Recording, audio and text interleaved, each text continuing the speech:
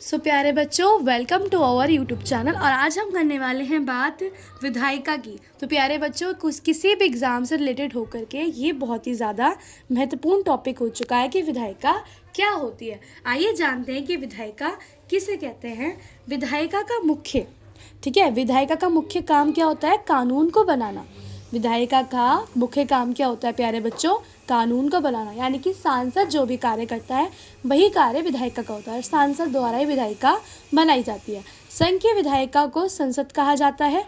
ठीक है, जो भी संघ की विधायिका होती है उसे संसद कहा जाता है। ये राष्ट्रपति और दो सदन जो कि राज्य पारिषद यानी कि राज्यसभा और जनता द्वारा जनता का सदन जो कि लोकसभा कहलाता है। यानी कि संसद 3 लोगों से मिलकर बनता है, राष्ट्रपति, राज्यसभा और लोकसभा। ठीक है प्यारे बच्चों, राज्यों की विधायिका को विधानमंडल, ठीक है, जो भी राज्य की अलग सेपरेट विधायिका होती है राज्य की विधायिका को विधानमंडल कहते हैं।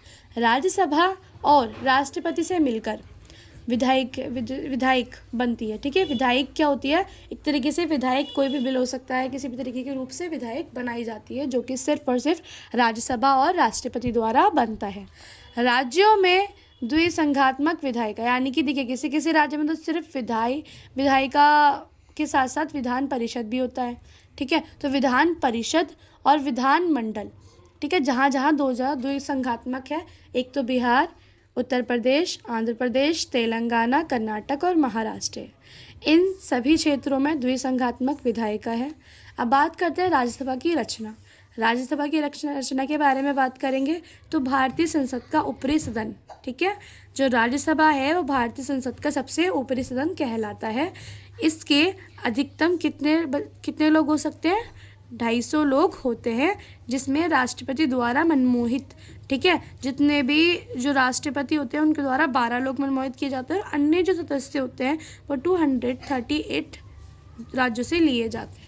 ठीक है प्यारे बच्चों, और जो भी ये सदस्य चुने जाते हैं ना 238, उनके लिए अप्रत्यक्ष चुनाव का उपयोग किया जाता है। इसका निर्वाचन हर 6 वर्ष बाद किया जाता है, यानी कि हर 6 वर्ष बाद। अभी हम लोकसभा का कार्यकाल देखेंगे तो उसमें सिर्फ और सिर्फ 5 वर्ष दिए जाते हैं।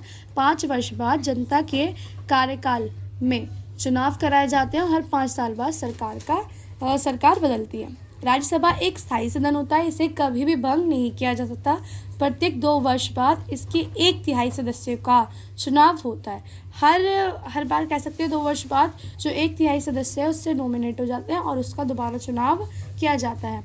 मनोनीत सदस्य यानी कि जो 12 लोग जो राष्ट्रपति द्वारा लाए जाते हैं राज्यसभा में, वो कहाँ किस क्षेत्र से होते हैं देख लीजिए।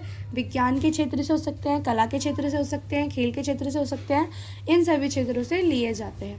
अब राज्यसभा का सदस्य बनने के लिए क्या क्या योग्यताएं हैं देख लेते हैं। वे भारत का एक नागरिक हो, यानी कि आपके पास भारतीय नागरिकता होनी चाहिए। उम्र 30 वर्ष होनी चाहिए, 30 वर्ष से ना कम होनी चाहिए। ठीक है, 30 वर्ष मान्यता प्राप्त की गई है। इसका निर्वाचन एक संक्रमित अनुपातिक प्रणाली से होता है, यानी कि दोनों सदनों में वोट कराए जाते हैं और उसके बाद ही इसका निर्वाचन किया जाता है।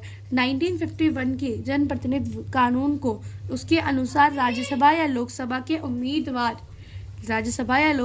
उम्मीदवार का नाम, ठीक है, किसी न किसी संसदीय निर्वाचन क्षेत्र में पंजीकृत आवश्यक है। यानी कि अगर आपको इस सभा में पार्टिसिपेट करना है तो आपका किसी न किसी सभा में नाम होना चाहिए। राज्यसभा की शक्तियाँ व कार्य। अब बात करेंगे राज्यसभा की शक्तियाँ व कार्य।